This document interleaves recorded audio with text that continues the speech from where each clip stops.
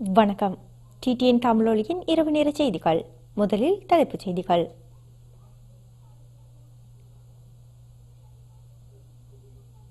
பதில் திருப்தியாக அமையாவிட்டால் மரணத்தை தழுவ வேண்டிய நிலைமையை ஏற்படும் என சிறைச்சாலைகளில் இருந்து பிணையில் விடுதலை செய்யப்பட்ட தமிழ் அரசியல் கைதிகள் தெரிவிப்பு. அரசியல் கைதிகளின் விடுதலை குறித்து விரைந்து தீர்மானம் எடுக்குமாறு விக்னேஸ்வரன் அரசு அதிபருக்கு அவசர கடிதம் அனுப்பி வைப்பு. எல்லா பாதிப்புகளுக்கும் இயற்கை மீது பழி போட்டு தப்பிக்க முயல்வது பொறுப்பேற்றத்தனம் என்று பாமக நிறுவனர் ராமதாஸ் குற்றச்சாட்டு. பாரிஸில் கடந்த வெள்ளிக்கிழமை நடைபெற்ற தொடர் தாக்குதலில் ஈடுபட்டிருந்த 7 தற்கொலை குண்டுதாரிகளில் ஒருவரின் அடையாளம் கண்டறியப்பட்டுள்ளதாக பிரெஞ்சு அதிகாரிகள் தெரிவிப்பு.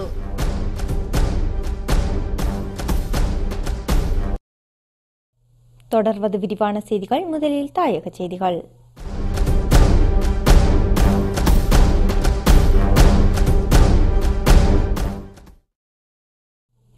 நாட்டில் தொடர்ந்தும் பெய்து வரும் மழை காரணமாக ராஜாங்கனை உள்ளிட்ட 16 நீர்த்தேக்கங்களின் வான்கதவுகள் திறந்துவிடப்பட்டுள்ளதாக நீர்ப்பாசன திணைக்களம் தெரிவித்துள்ளது. தெதிரு ஓயா, தப்போவ, லுணுகம் விகர மற்றும் விகரகல நீர்த்தேக்கங்களின் வான்கதவுகள் திறக்கப்பட்டுள்ளதாக திணைக்களத்தின் பணிப்பாளர் ஜானகி மீகஸ்தென்ன குறிப்பிட்டுள்ளார். இதனால் குறித்த நீர்த்தேக்கங்களை அண்மித்து வாழும் மக்கள் அவதானமாக செயற்படுமாறும் நீர்ப்பாசன திணைக்களம் கேட்டுக் கொண்டுள்ளமையும் குறிப்பிடத்தக்கது. உண்ணாவிரதம் இருக்கும் தமிழ் அரசியல் கைதிகளின் நிலை மிகவும் ஆபத்தான கட்டத்தை எட்டியுள்ளதுடன் உயிராபத்து ஏற்பட்டு விடுமோ என்ற எண்ணம் எம்மிடத்தில் உள்ளது. இது தொடர்பாக திங்கள் வரை காத்திருக்காது விரைந்து செயற்படுமாறு வடக்கு முதல்வர் சி வி விக்னேஸ்வரன் அரசு அதிபர் மைத்ரிபால சிறிசேனாவுக்கு நேற்று மாலை அனுப்பியுள்ள அவசர கடிதத்தில் தெரிவித்துள்ளார். நீண்ட ஆண்டுகளாக எவ்வித காரணங்களுமின்றி தடுத்து வைக்கப்பட்டுள்ளவர்களின் விடுதலையை இன்று வரை துரிதப்படுத்தாமல் உள்ளமை கவலை அளித்தாலும் தாங்கள் எதிர்வரும் திங்கட்கிழமை தமிழ் அரசியல் கைதிகள் தொடர்பில் முழுமையான முடிவு தருவதாக எமது சந்திப்பில் உறுதிப்படுத்தினாலும் அந்த நாட்கள் வருவதற்குள் தமிழ் அரசியல் கைதிகளுக்கு உயிராபத்து ஏற்படுமோ என்ற மனப்பயம் உள்ளது.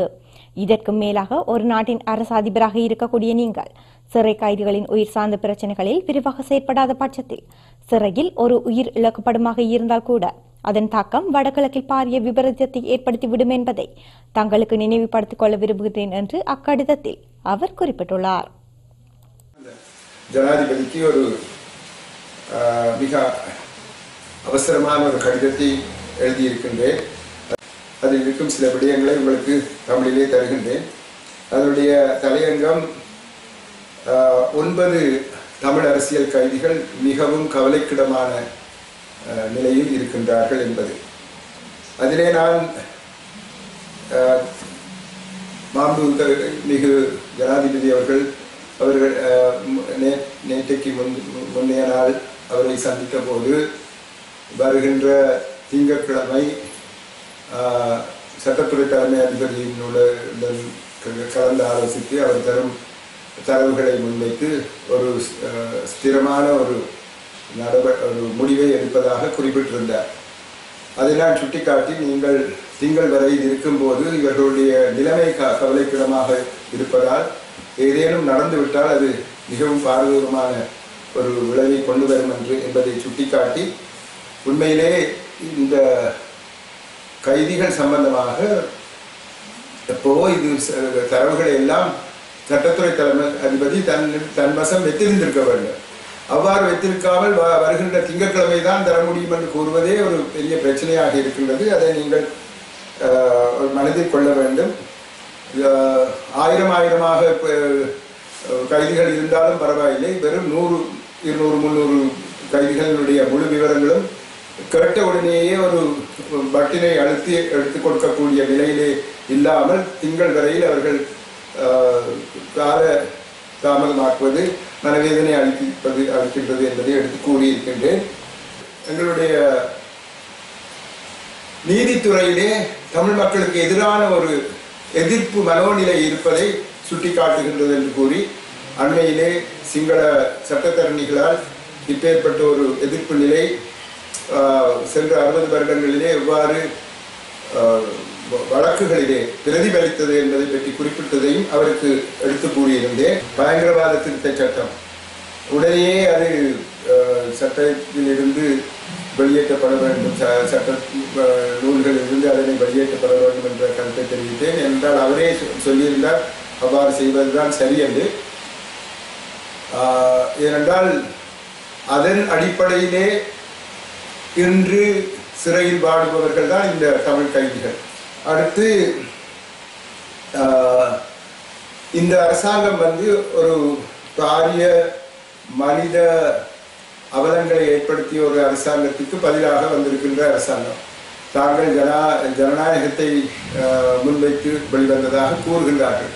அவ்வாறு கூறும்போது அந்த மாற்றத்தை, அந்த டிரான்சிஷன், முன்னைய நிலைக்கும் இப்போதைய நிலைக்கும் இருக்கின்ற அந்த மாற்றத்தை பிரதிபலிக்கக்கூடியதாக எங்களுடைய நடவடிக்கைகள் இருக்க வேண்டும் என்பதை சுட்டிக்காட்டி இவ்வாறான அல்லல்படுகின்ற தமிழ் கைதிகளை விடுதலை செய்வது அப்பேற்பட்ட ஒரு மாற்றம் ஏற்பட்டிருக்கின்றது என்பதை ருசுப்படுத்துவதாக அமையும் என்பதையும் சுட்டிக்காட்டியிருக்கின்றேன்.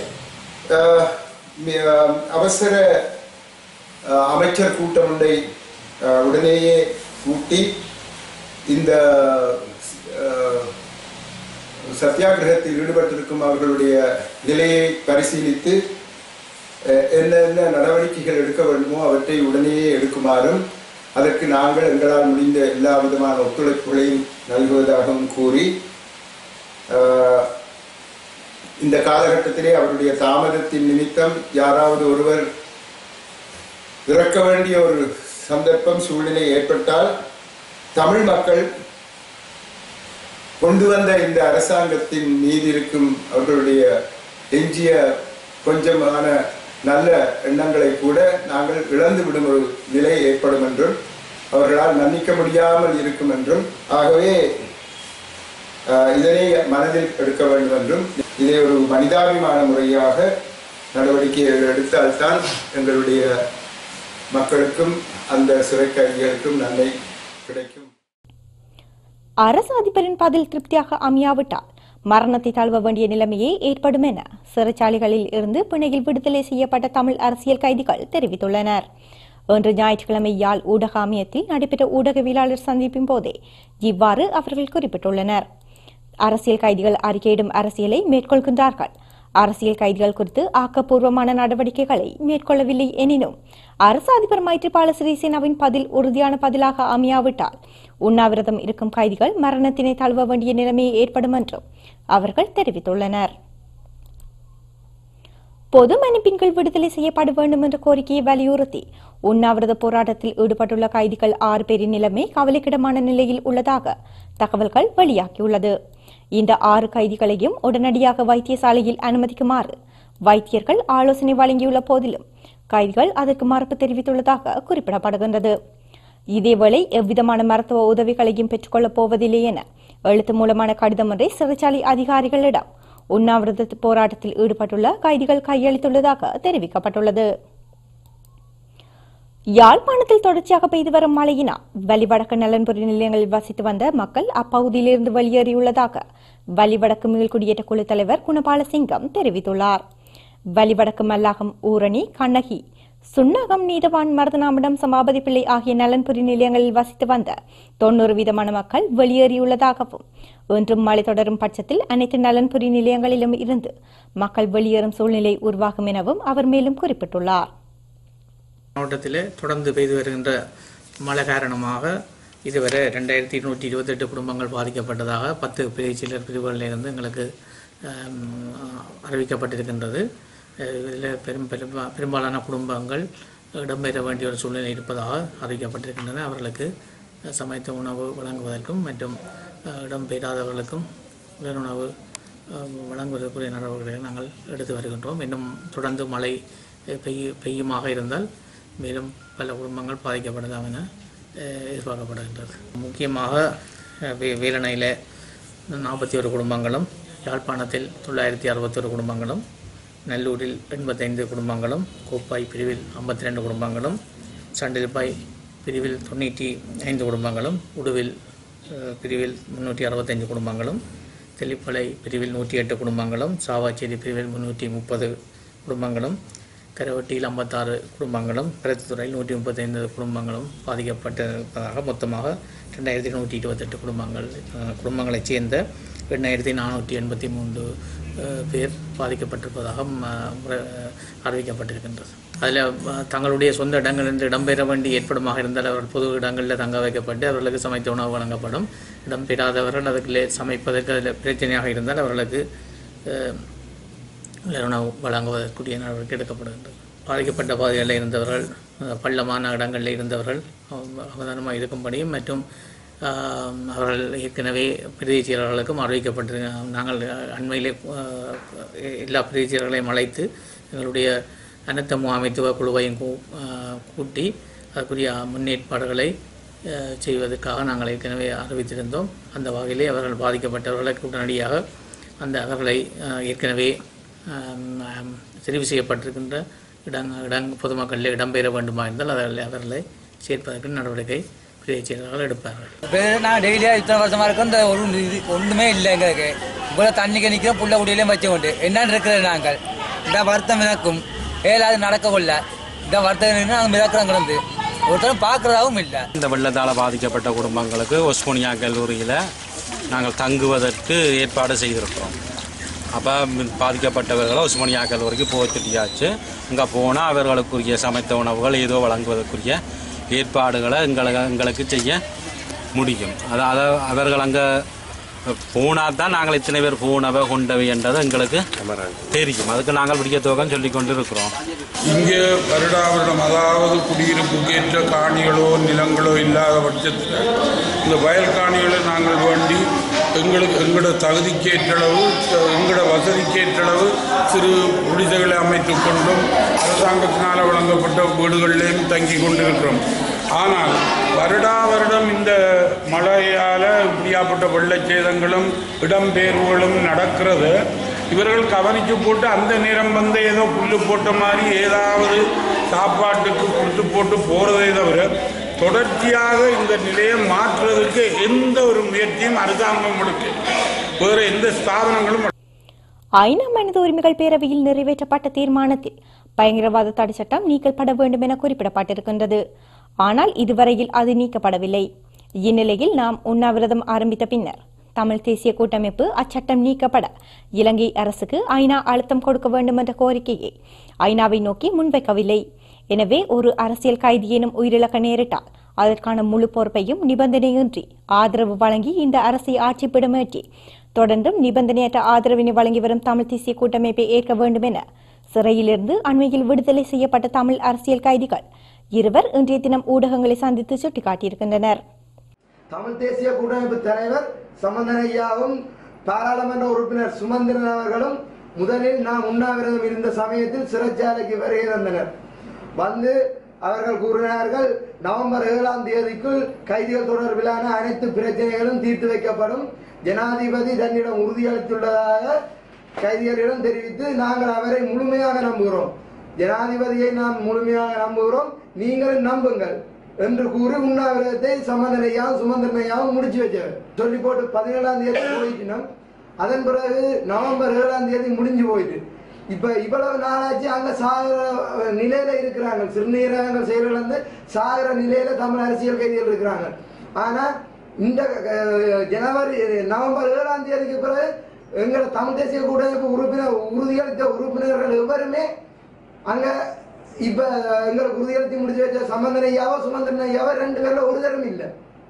இந்த நிலையில் ஒரு தமிழ் அரசியல் கைதியேனும் உயிரிழக்க நேரிட்டால் அதற்கான முழு பொறுப்பையும் நிபந்தனையின்றி ஆதரவு வழங்கி இந்த அரசை ஆட்சி பீடமேற்றி தொடர்ந்து நிபந்தனையற்ற ஆதரவை வழங்கி வரும் தமிழ் தேசிய கூட்டமைப்பினரை ஏற்க வேண்டும். இந்த ஊடக சந்திப்பால் எத்தகைய பிரச்சனைகள் ஏற்பட்டாலும் அதனை நாம் முழுமையாக எதிர்கொள்ள தயாராக உள்ளோம். மீண்டும் மீது பொய்யான குற்றச்சாட்டுகள் சுமத்தப்பட்டு நாம் கைது செய்யப்படலாம், எங்கள் பிணை ரத்தாகலாம், மீண்டும் சிறையில் அடைக்கவும் படலாம். ஆனால் சிறையில் சாவோடு போராடும் எமது தமிழ் சக அரசியல் கைதிகள் அனைவரதும் விடுதலைக்காக நாம் எதனையும் எதிர்கொள்ள தயாராகவே உள்ளோம். நிலவரம் தொடர்பில் நாங்கள் எதுவும் சொல்ல இயலாது. எங்களுக்கு என்ன பிரச்சனை சொன்னா தமிழ் அரசியல் கைதிகள் விவகாரத்தில் ஆக்கபூர்வமான நடவடிக்கை எந்த ஒரு அரசியல் கட்சியிலும் எடுக்க இல்லை. ஆக மாத்திரத்தில் தமிழ் அரசியல் கைதிகள் விவகாரத்தில் கட்சிகள் வந்து தங்களுடைய அறிக்கைகளை மாத்திரம் விடுகிறமே தவிர எதுவித இறங்கி வீதியில் இறங்கி போராடுகிறோம் என்று கூறிய எங்களது நாங்கள் தெரிவு செய்த கூட்டமைப்பினர் கூட வெறும் அறிக்கைகள் மாத்திரத்திலேயே இருக்கின்றது. ஆனால் அவர்கள் செயல் வடிவத்தில் அதை காட்டவில்லை. திருப்திகரமான பதில் இல்லாவிட்டால் அவர்கள் மரணத்தை தழுவதுதான் அவர்களது முடிவாக இருக்கும். தொடர்வது இந்திய செய்திகள்.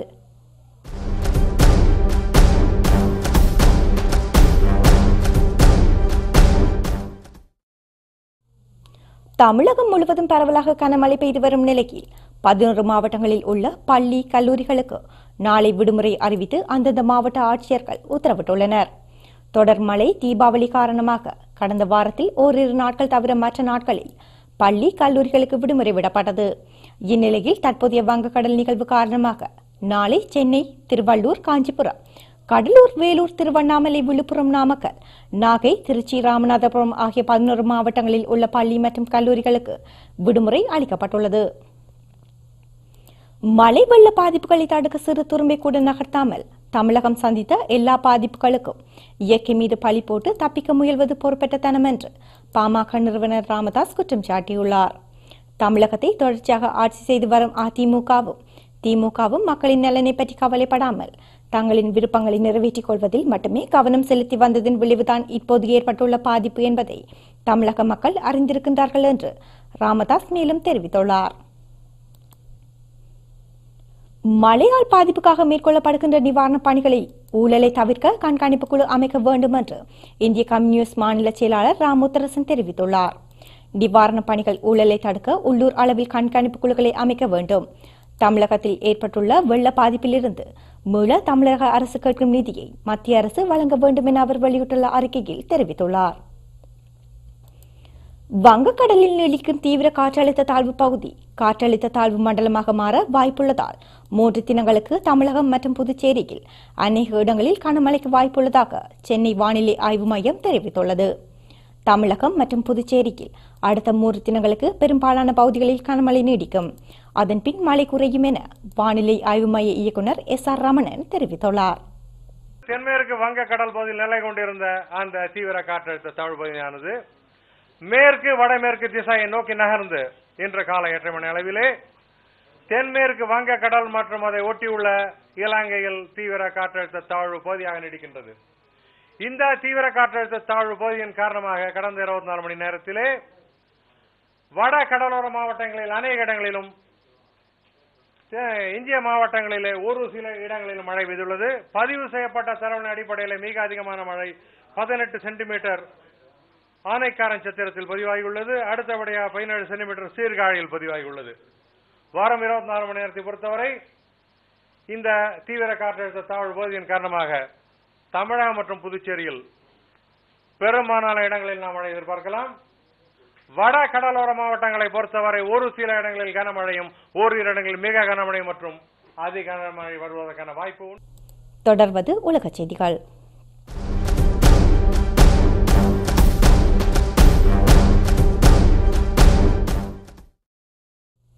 பிரான்சின் தலைநகர் பாரிஸில் கடந்த வெள்ளிக்கிழமை நடைபெற்ற கொடூரமான தாக்குதல்களுக்கு காரணமானவர்களை கண்டுபிடிக்க பிரான்ஸ் நடவடிக்கைகளை எடுத்து வரும் நிலையில் தாக்குதல்களை நடத்தியவர்களை கண்டுபிடிக்க அமெரிக்கா உதவும் என ஒபாமா துருக்கியில் அறிவித்துள்ளார்.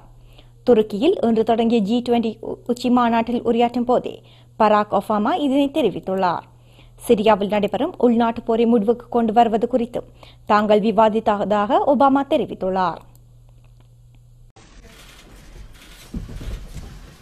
Good evening, everybody. I just want to make a few brief comments about the attacks across Paris tonight. Once again, we've seen an outrageous attempt to terrorize innocent civilians.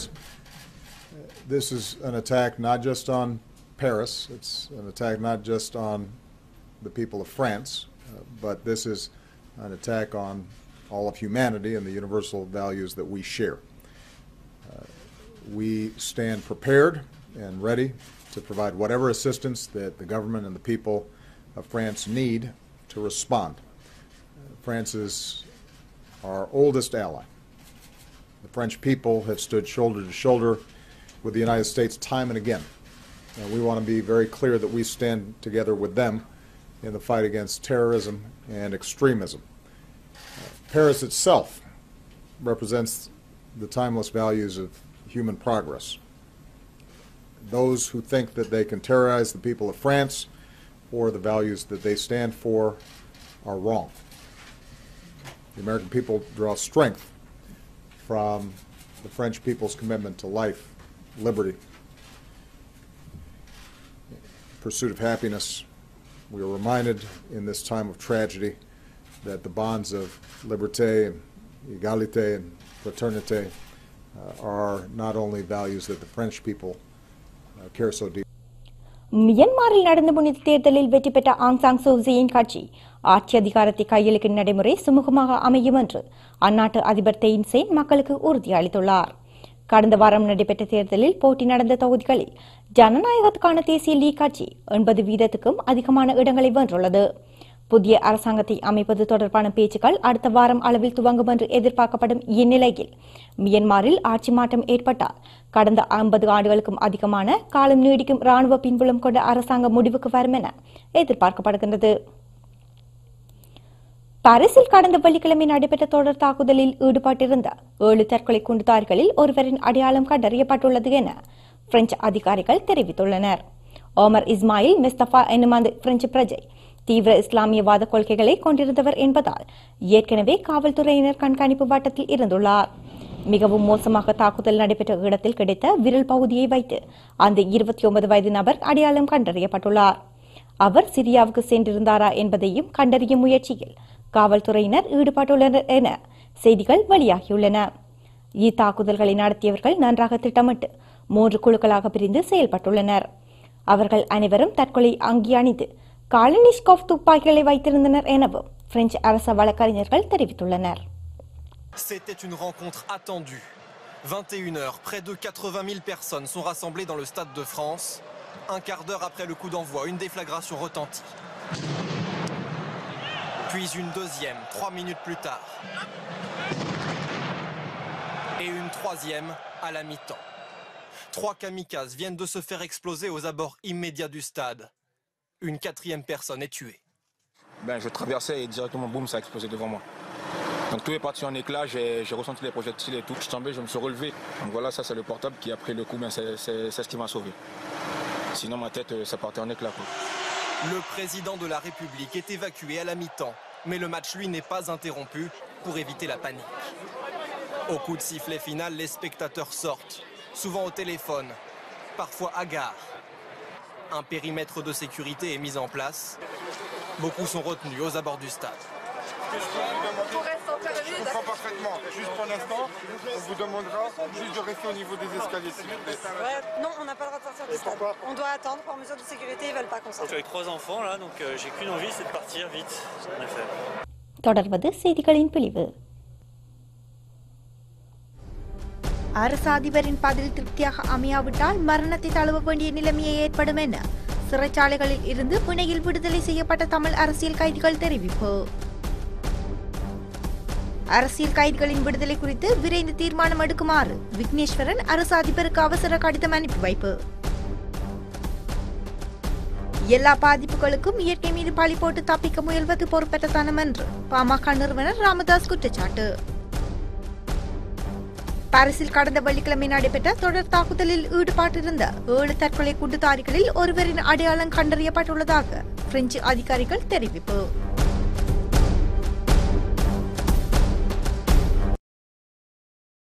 இத்துடன் DTN தமிழொலியின் இரவு நேர செய்திகள் நிறைவடைகிறது.